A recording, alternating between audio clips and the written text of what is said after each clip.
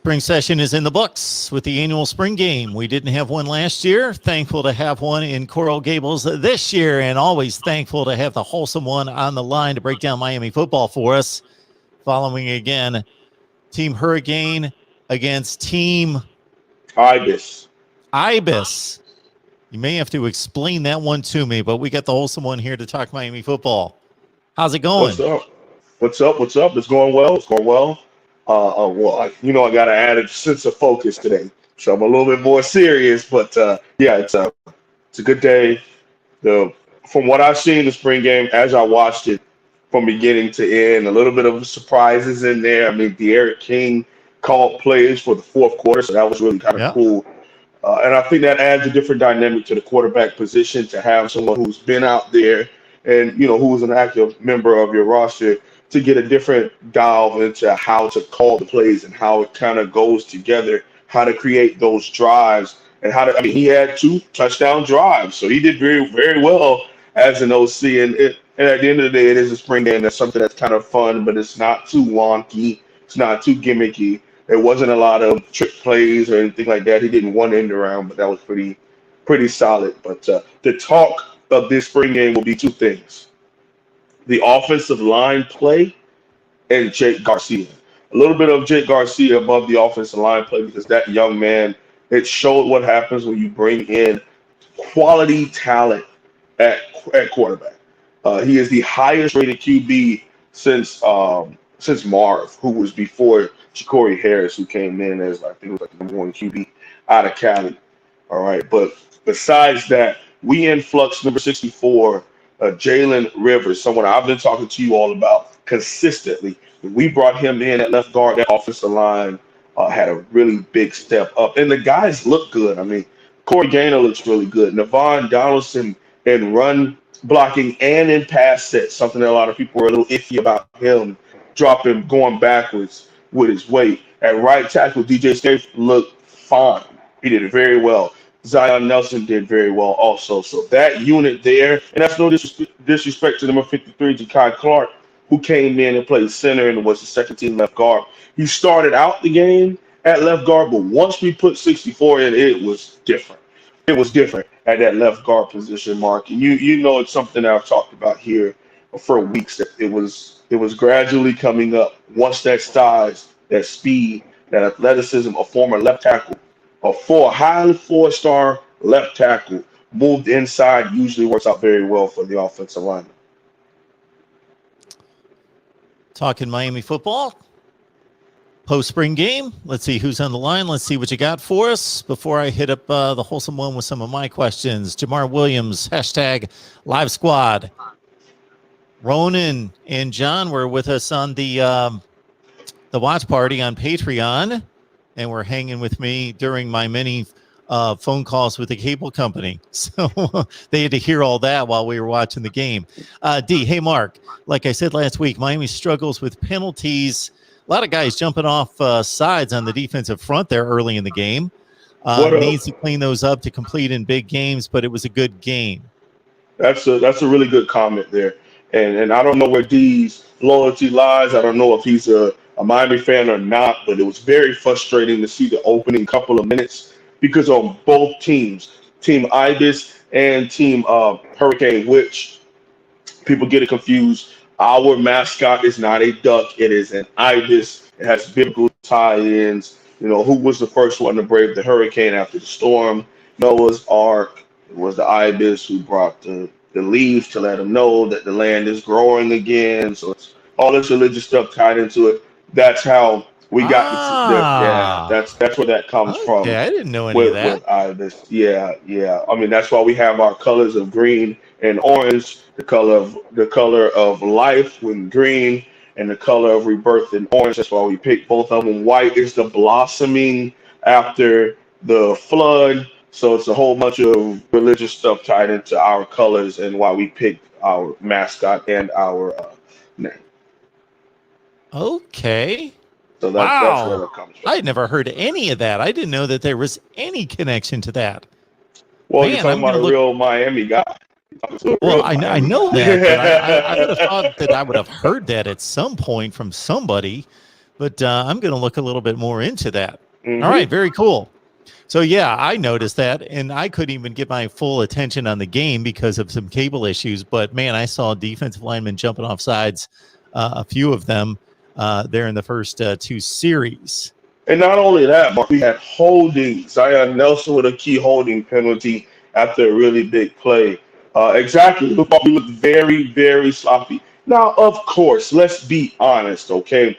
We had 15 of the players, and we talked about this. And of those 15, 11 were starters, all right? So we were dealing with a lot of young men out there to the point where now the spring game switched from it would have been a real Team Ibis versus Team Hurricane where we would have split the two starting QBs and they go against each other, backed up by the third and fourth string QB. But since we had a lot of young men out, we just did first team versus first team, second team versus second team. That's how we did it. And that's how we mixed it up. Sometimes it did first team O out there against the second team D and flipped it back and forth as opposed to having two separate teams and you divide your full roster in half. Okay, so it was very, very sloppy. D. Wiggins with his drop passes, Mark Pope with early drop passes, false starts, jump off sides, all eerily similar of a team still trying to pull it together. The beautiful part about it, Mark, is we only had 2 penalties in the second half. So I guess Okay. if there's something that we can still count on, it's D. Wiggins and especially Mark Pope dropping passes. I will say that if there's one guy that flashed for me, and again, I couldn't be as locked in as I wanted to be, but Kiacha Smith, right? Yes, sir. He had Okay. 2 tuggies. I thought I saw that. Yeah, and it's not just statistically. He made some really key catches. He made some third down catches. And the wild part about it, Mark, was it really was the first quarter for D. Wiggs and Pope. After that, they started catching almost everything that was thrown at them. So they pulled it together, of course. But, as a fan base, and we all get pretty emotional as we're watching the first little inkling of a game, and the same stuff that burned us last year is now showing up again early in the game. Of course, we're all getting a little emotional, but once they got their heads together, they caught their passes. I think both had about 4 or 5 receptions. They played well the second half, but that first half it still showed that they have the dropsies and a focus issue. All right, but especially Pope. Now, D. Wiggs at the end of the game, he had a key deep, like 40-yard reception, that's what he does. The deep posts, the bombs, that's D. Wiggs. But Pope was starting to come across the middle. He caught some shallow routes, some slants, some ends. I wouldn't be surprised if he had probably like 7 or 8, man. He caught pretty well third and fourth quarter, but it did flare up again in that first quarter with the Pope dropsies. The first big Pope reception was a fly route. It was just a 9-go, and I thought, well, that thing was dropped right in the breadbasket. He caught it to his credit, but it wasn't a difficult catch. Now, I did think a few wholesome one as soon as D. Wiggins did cut loose, go up top and catch that 40-yarder, because you were just talking about that this week, that's his specialty. Yeah, that's what he does. That's where it comes into what the job of a coach is to be able to dial it up the right way. Because if obviously this is what I have, you want to create a balanced player and add more things to the young man. But if it's been 4 years of him showing you this is who he is and what he brings to the table, why keep pushing against it? Put him in a game, put him in a situation to maximize his abilities to the highest level, and that's what he does. It's deep down the freaking football field, and they showed it a couple of times today. And while we're on the passing game, even though I've got a couple defensive notes here, we'll stay with the passing game because that's most of the comments in the comment section. John Sarian says, my impression is Van Dyke may have the stronger arm. Garcia looked like he was competing for number 2 behind King. And Van Dyke came out the first couple drives, and he didn't have to make any kind of incredible throws, but he was making the throws that needed to be made. Yep. Oh, yeah. And then Jake Garcia touches the field, and you're like, oh, this is what it looks like. This is what it feels like. Because he was moving so fast, obviously. It's his first time. He has the jitters, but then he kind of settles in, and you start seeing him climb that pocket. And that's something we have not seen at Miami in a while. Brad Kaya was very sporadic with it. I've seen it a little bit. Stephen Morris would kind of just take off. He wasn't really. I would be, to be honest with you, I can't even. Maybe Rozier sometimes, King sometimes last year. But to see him like slide to the right, okay, he feels the pressure. Slide up as he's also drifting away from the pressure and keeping his shoulders in the right position and be able to throw with great form, be mobile in the pocket. That's something we haven't really seen here at Miami in a while, and maybe not even ever. So I'm going to make a couple Like that. impressions that may not necessarily make sense, but I'm going to let you call me on this because I think this is one of a couple reasons why you want that quarterback to climb in the pocket. Number one, it seems like to the average fan, you would think, why not just run out of that mess and get out of that mess and get to the open field? Well, for one thing, you cut down the field in half anytime you do that. And a right-handed quarterback's almost always, if he's got the opportunity, gonna go right. You almost always see it right. He's going to flush right and get out of that mess, and he's going to go right. Well, he's limited half the field. And number two, quarterbacks, as much as we would think that they can throw well on the run, they become decidedly less accurate when they're throwing on the run. It's a difficult thing to do.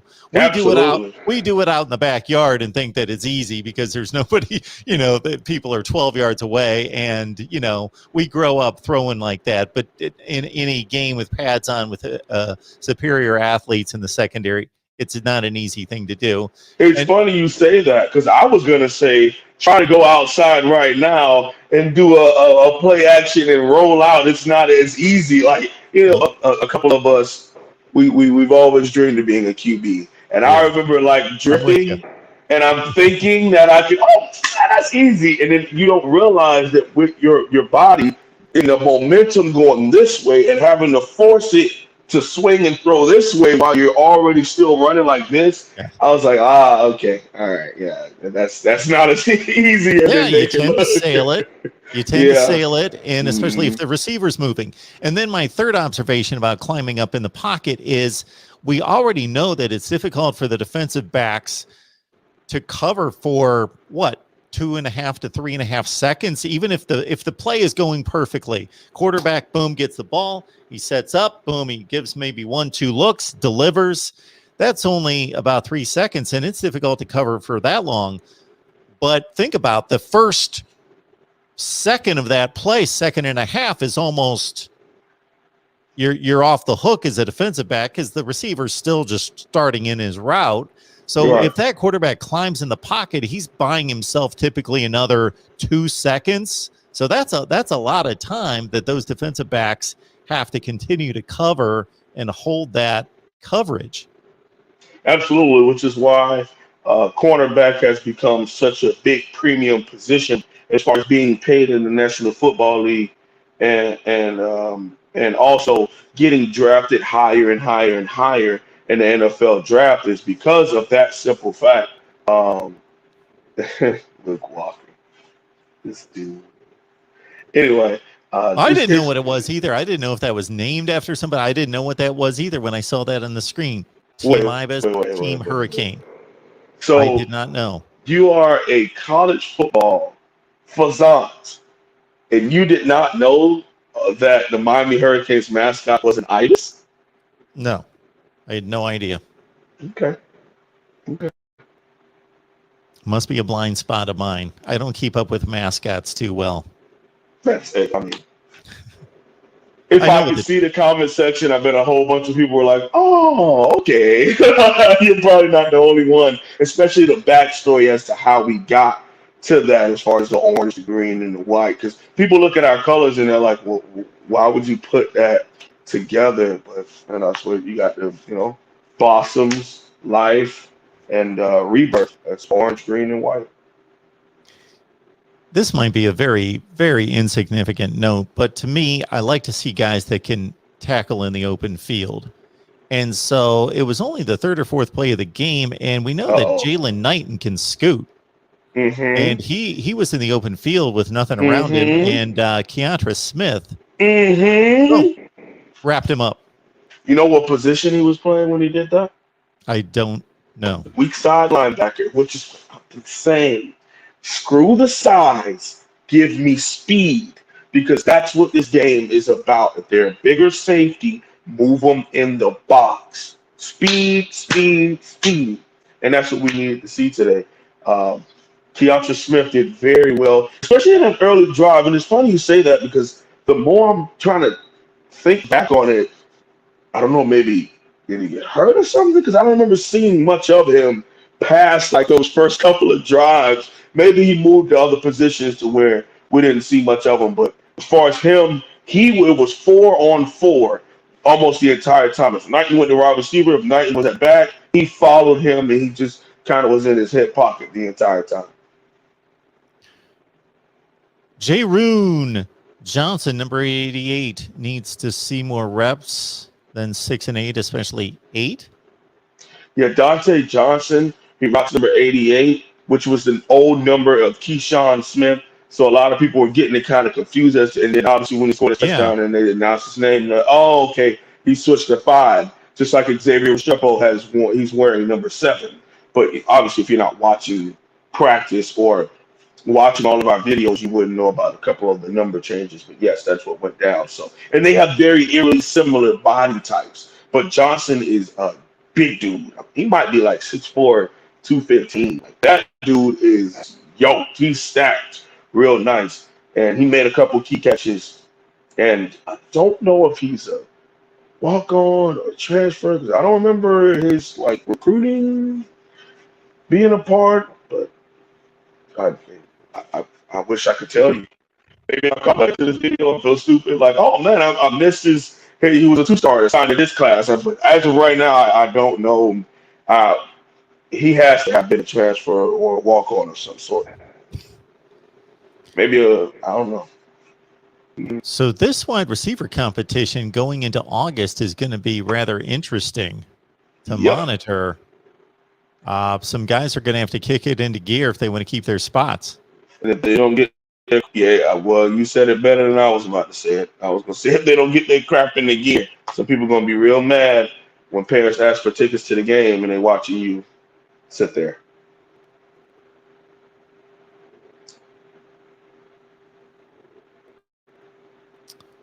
All right. Talking with the Wholesome One following the Miami spring game and taking your comments and questions as well.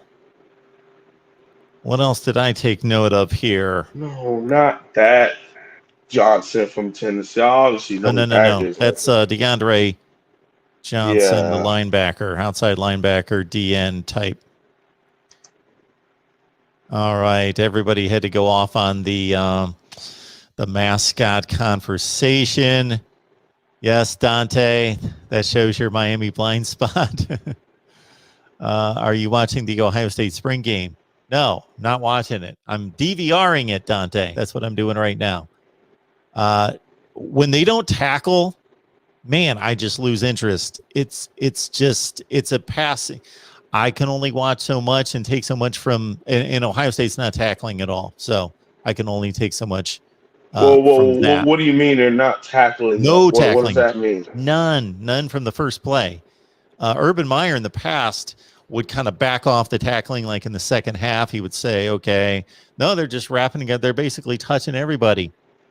It's a tap football game.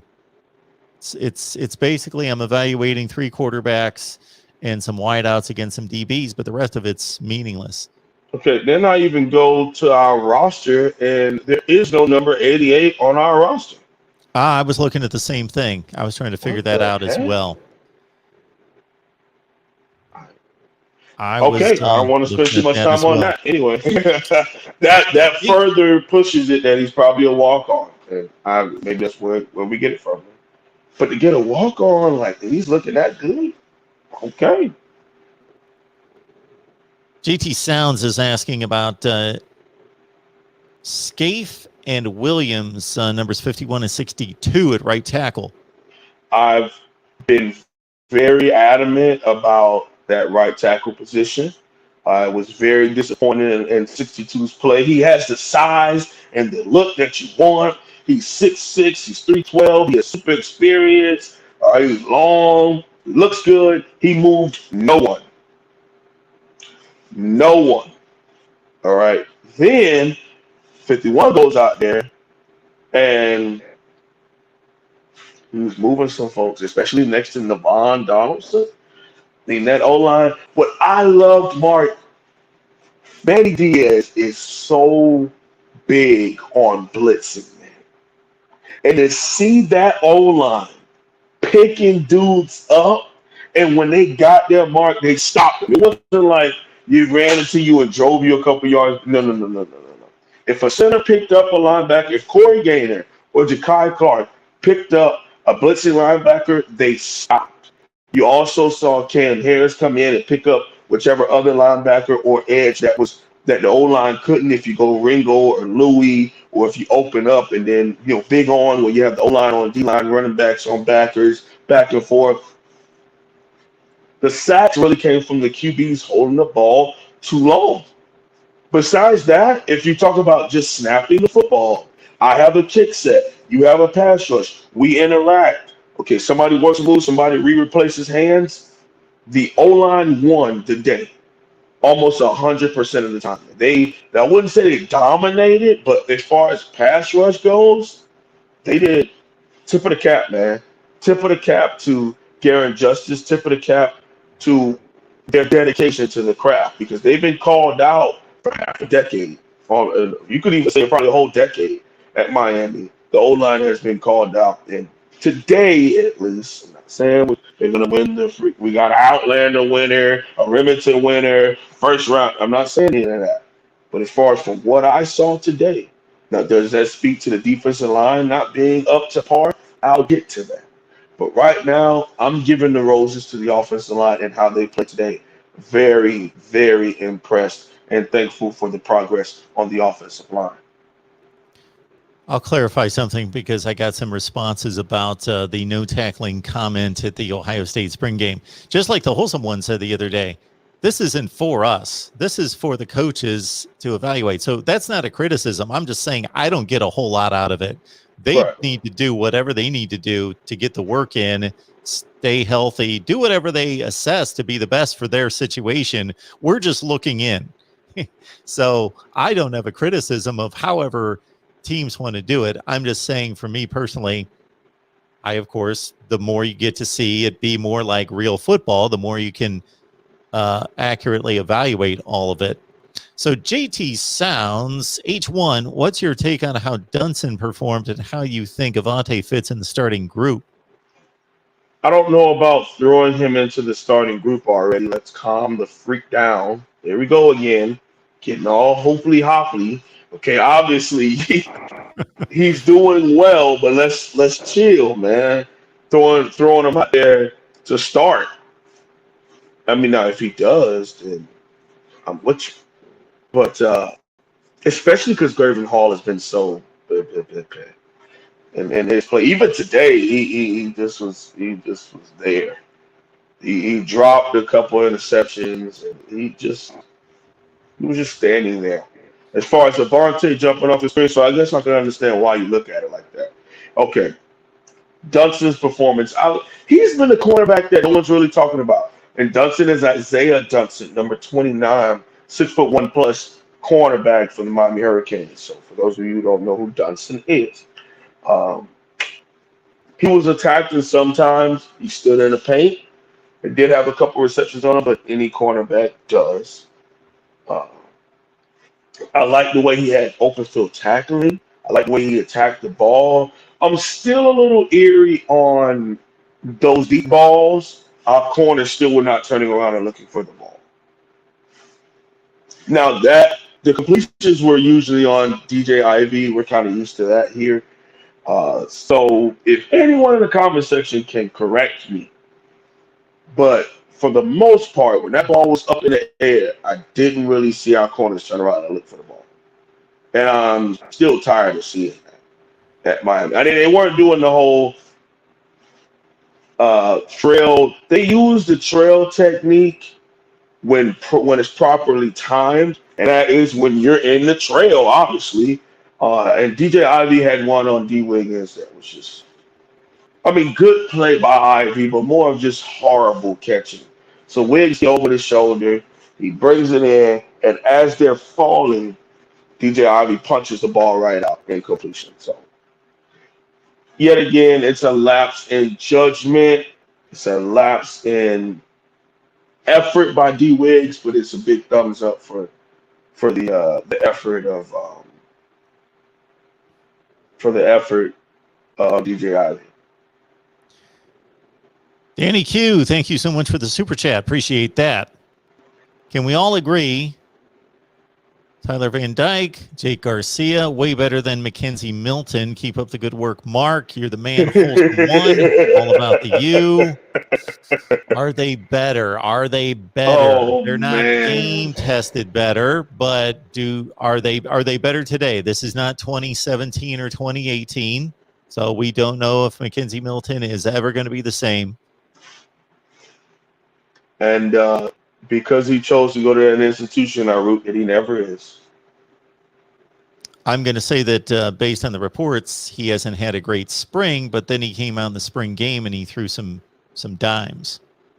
I haven't even had a chance to I mean, you know why, but I haven't had a chance to really split too much more else. He had a couple series that he threw 3 dimes that I can think of in particular that were great throws. But I don't know physically if he can match up with those guys at this point.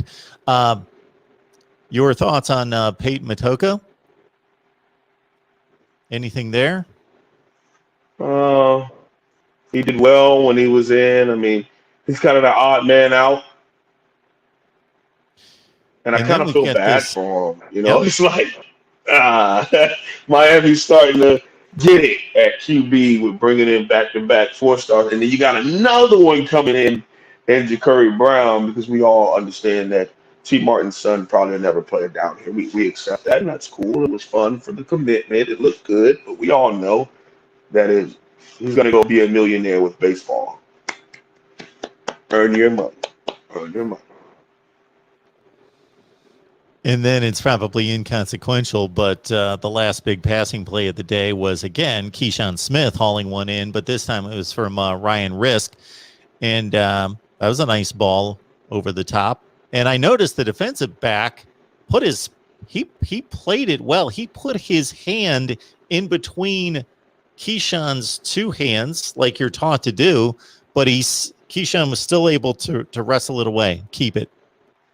And that's what you have to do. I mean, the ball is, once it's in the air, it's yours. You have to have that mentality as a defensive back. You have to have that mentality as anyone who catches that ball. Running back, wide receiver, tight end.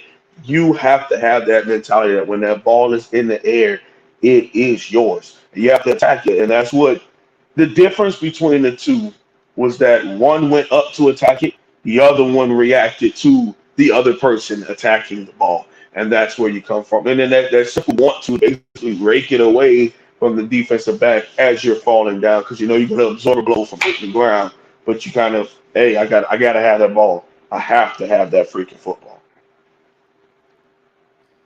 Terrence Templeton, thank you so much for the super chat. Appreciate that. Even when people don't have questions, man, we so much appreciate you just saying, hey, we appreciate the content. Keep it up. That's what Terrence has for us there. Appreciate the content, fellas. Keep it up. D as well. Thank you so much for the super chat. Tremendous. Dante and others letting us know North Carolina spring game is next Saturday. Okay, we'll be on top of that. Here we go. Anthony, wholesome one. How did the young receivers that we got from the previous recruiting class, meaning 20, perform today during the spring game?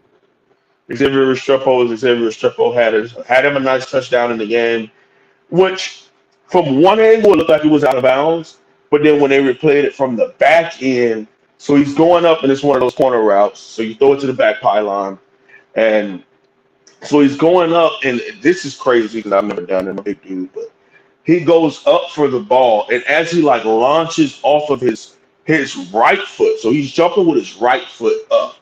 And then he kind of bicycles his legs to where he can get that right foot back down before he falls out. I mean, that's something that if you know wide receiver, you'll be able to speak to. But it was like, whoa, how are you able to jump off of one leg and then kick the other leg to swing that leg back down to get your foot? Because if he put his left leg down, he would have been out of bounds. But then he forces that right foot back and have that focus to be able to do that in midair while coming down and keeping the ball. I mean, great freaking play. I couldn't have did that. That was real cool to see. And that may be something that'll go over people's heads and then they go back and rewatch it and they're like, oh, wow. But I have an attention to detail complexity. So little stuff like that stands out to me. He did very well. And again, I want Xavier Restrepo to be Xavier Restrepo. I'm not asking him to be Wes Welker. I'm not asking him to be what's the other guy that everybody's talking about should be in the Hall of Fame or should Julian not be in the Hall of Edelman. Edelman. Can somebody have a good career? When I was just bashing he retired and now everybody's just like in his face about whether he's a Hall of Famer or not. I'm like, bro, I'm just retired. Like, can I get a good job? Like, good career, have a good life. We know you're gonna come out of retirement to be with the Buccaneers, and we'll see you in a couple months. But, geez, Yeah, that's not going to be up for debate for 5 years. it's like, It's going to be 5 years before anybody can vote on that. So, but I also think that it is because people don't realize that as soon as he retired, the Pro Football Hall of Fame put out a tweet saying, and even I quote tweeted it and it was like, eligible for what? Because they put it out that he'll be eligible in 5 years. So they started the conversation and it sparked into all this other stuff. And you can check my timeline for it to verify, but it blew my mind that they would even do that. And then back out of the conversation and let everybody just go at this man for a whole week. Anyway, back to Xavier Restrepo. All right.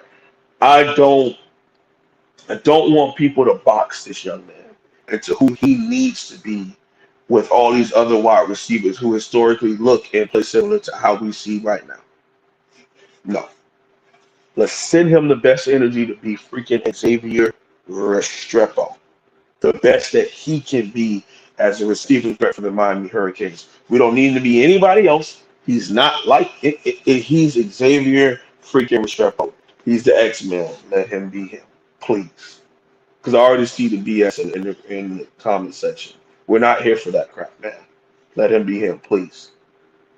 We'll let JT Sounds be JT Sounds, asking H1 what's your take on how we think the linebackers are doing as a group today. I like that. We're going to let JT Sounds be JT Sounds. Oh, man, you got a couple good ones up your sleeve. I like that. Every so often. I like that. What's your take on 53 and 5's play today? You know, all that hype, man. All that hype. You get on the stage, you get in the game, and guys disappear.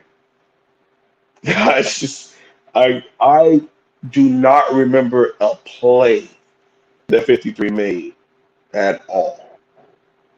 I remember seeing 5 shoestring tackle somebody early on, and I do not remember them making a play.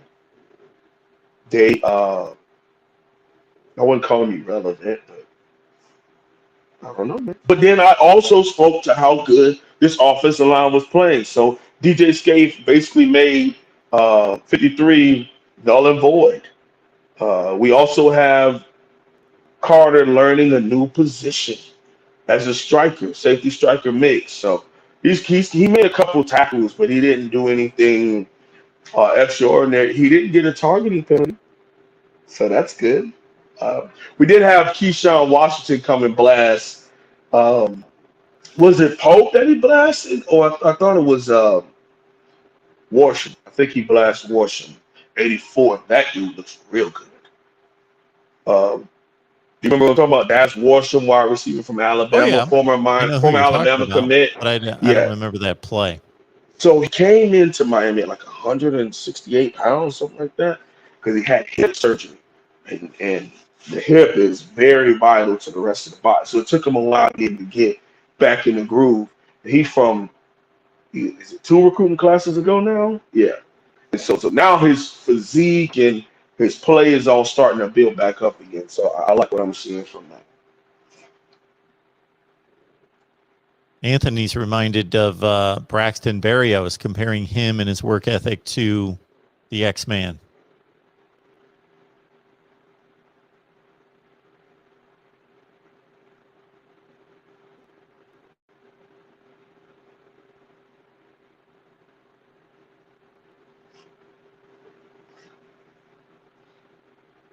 Cam Kitchen. Okay, King Kane 305. Cam Kitchen.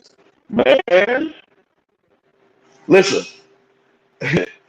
Mark, every time there are certain players that you see it. There's young men that, and I'm not here to compare all of them. Of course, Devontae Williams made his plays, but the one I really liked was Cam Kitchen. Loved his film. Of course, y'all know I'm a big Miami Northwestern fan, even though I played at a different school. But that's just how it is in Dade County. You know, at one point, everybody wanted to be a Bull. That's just how it is in Dade. I don't know too much about those Broward dudes, but as far as 305 Dade County, at some point, everybody wanted to be a Bull, whether it was at Pop Warner Parks or at high school, man. Either you want to beat the Bulls or you want to beat the Bulls. That's how it is in Dade. Anyhow, Cam Kitchens is just like he played in this 3-shell defense where they played one high and they kept a safety in the box. All right, so they kind of played like a 3-3 stack, but they had the 2 corners on the outside and they always had Cam over top. And that was his thing. He would go sideline to sideline tracking that football. So he's big time. In his show today, he had his first interception, even though it's a spring game. He had an interception. I believe it was on Barcelona. Was that on the deep throw down the middle that was overthrown and behind the receiver that just kind of fell right in his lap? Right. I didn't know who that was that picked that off. From how I said that, I think it might have been Peyton Matoko because of how like it was kind of off and he hadn't had many reps. That was the weird part. Like once Matoko was able to keep getting the reps and getting the throws and getting past like his 8th, 10th, 12th throw, then he started to do a lot better. But obviously, early on in his passing, he was real cold because it was back and forth between Garcia, TVD, and then they threw Matoko in cold after halftime, so it took him a little bit. Here's the guy I'd like to ask you about, Wholesome One, and I'll remind everyone that the Wholesome One's helping us out on Miami post-game talk here, so please show some love a number of ways. You get the Super Chat available. Hit the like button, share the videos on social media, do all those things to help out both the Wholesome One and myself. Head on over to his channel. Of course, watch the videos, take part in the live streams, and subscribe over there as well. I don't know if he had enough significant plays out there for you to get a real good take, but you talk about hype, and it's not unfounded hype because he had a nice season at Georgia, but Tyreke Stevenson, any thoughts about him? Yes. So Tyreke Stevenson had a couple of plays there where he was like, oh, it was a little bit of a pause there with some of the stuff that was going on, but then he settled into the game and then things didn't get overboard. I mean, there's this whole talk on social media about every highlight tape they put up, Tyreke Stevenson's getting bombed. It's like, are they going to upload the Tyreke Stevenson PBU to the 3-minute highlight tape that they put out? You think they're really going to do that? No. Pass breakups aren't affected. The average fan doesn't want to see pass breakups. I want to see them, but most people don't want to see them. It's just weird. So for everybody who has something slick to say about Tyreke Stevenson, I'll tell you this much. He's probably the best cornerback we've had since Brandon Harris, maybe. And that was well over a decade ago. Former second-round draft pick. Wow. Yeah, already. Tracy Howard, but he also played in that horrible Mark No D'Offrino. Okay. Artie Burns had that really good season and really struck while the iron was hot. So thank God for him. He he was able to hop on that, but then we all saw what happened when he got to the NFL. We all saw. So it's Wasn't not Trajan really. Bandy supposed to be? I mean, Mark, there's only so much you can do at 5'7.5". Yeah. You know, when you're a nickel, yes, but when you're thought of to go out and be a true number one, I don't know. And I'm not a heightist. I mean, I'm not 6'5", so. But at the end of the day, you understand limitations plus really bad strength and conditioning messed him up, man. He was looking like a pretty pudgy running back towards the end of his time here at Miami, and it didn't look good. But anyway, Tyreke Stevenson, as far as all he brings to the table, size, length, football IQ, SEC experience, man. I listen. He's big time. He's big time. Dante clarifying for us that Washington hit Redding in the back and Redding didn't return to the game. That pissed me off. You don't headhunt your own teammates. Oh, it's football, man. Come on, dog. It's football. It's football. Okay, first off, there was two plays. Up down the sideline, of course, was when Redding goes up for the ball and Keyshawn hits him. Yes, you can argue that he probably shouldn't have did it, but at the same time, come on, man. Now, the second one I understand because he forced a fumble. All right, I get that one, and it was kind of close to the head, but it wasn't the head, so I get where that argument comes in, but you play football fast. You play football hard. Of course, you don't go out to hurt your own teammates, but hitting somebody from the in between the neck and the waist, I would almost always call clean. Now, if you're hitting somebody waist down too hard, that's not clean. You hit somebody neck up, that's not clean. But if I'm hitting you hard in the shoulder, hard in the back, hard in the stomach, that's football. That's football. That's football. It's going to be somewhat tough for these guys because obviously it's full throttle, full go, everything within the rules in play during a regular game. And this is played in a sense, except for the quarterback, as a regular game. But, you know, football is such an intensity, full throttle, got to go 100%. If you don't, you're going to get hurt. You're going to look bad. Bad things are going to happen to you if you're not going full throttle all the time. But they're in this situation where they are playing their teammates. It is a spring game, but you're competing for jobs. You're competing for your position. And you are playing football. And if you let up playing football, you can't. It's just not a sport you can let up playing. It's just that simple. I'm gonna go ahead and give a couple more of my final takes before I head out of here. We're Absolutely. getting kind of close here. All right, so we'll go position by position. We've already discussed offensive line.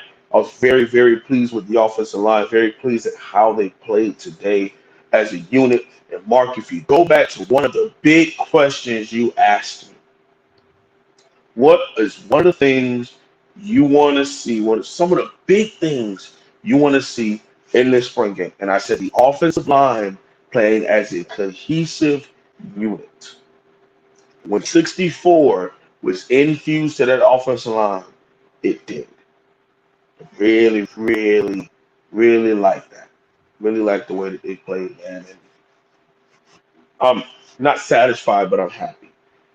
I also noticed with not having any scholarship tight ends available for the spring game, it showed kind of a little bit more of a Big 12 type of look, Pac-12 kind of look to the Miami Hurricanes. Obviously, you never want to get rid of tight end, but it was kind of cool to see Coach Rhett Lashley be able to not have 11 personnel in the game and just really go with wide receivers out there. I really enjoyed seeing how he put it together, throwing the ball without his tight ends and running the ball without his tight ends. Running backs. There had been this huge argument about this back or that back or this back, and today you saw a cohesive unit be used and multiple backs be used. That's all. It just makes sense. That's just what you're supposed to do. Okay. Jalen Knighton did technically start the game, but that was because his side was on offense first. So Cam Harris gets in the game. And at the end of the day, I don't care who you start. Let all these young men get touches and be put in pretty good positions. They all made plays. Jalen Knight was the only one to score. I think he broke on like a 23-yard stretch play. So it's really good. I like seeing that and how he played. And that was right behind Jalen Rivers at left guard. It was supposed to be a stretch, and then he saw Rivers slam down and climb. He hit it. Nobody touched him. Hey, I'm sorry. I'm just saying. Sorry, not sorry. I'm just saying that young man adds a different level to this O-line, and he made a big difference today. Quarterback, very, very pleased. It brings a real nice smile to my face to see those young men stand up in the paint and really thrive. One a little higher than the other as far as Jake Garcia, but at the end of the day, they both played. TVD started to strike back because he obviously felt like he didn't want Garcia to outshine him. You know, I'm nice too. I got this. I've been here a little longer. I could do it.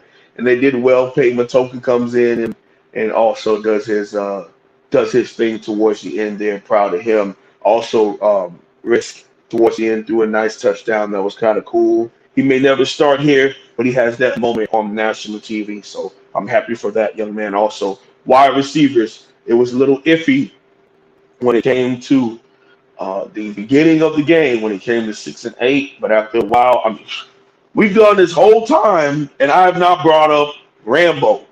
That dude,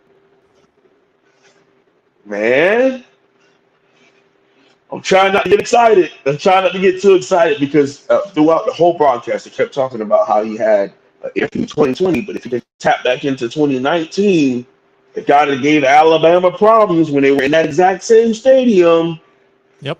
in the playoff game, he did well. He did very well. And it wasn't just deep bombs. He caught everything out, slants, comebacks, curls, posts. He caught almost every. I don't even think he had a drop. Did very well. And him and Tyreke Stevenson were kind of going back and forth. But when he was on, when we had DJ Ivy covering him, it was easy money for him. He tore DJ Ivy to shreds, which we're all used to seeing him. So that's how that works. No tight end to talk about. So with the defensive side of the ball, very disappointed in the defensive line. Very, very disappointed.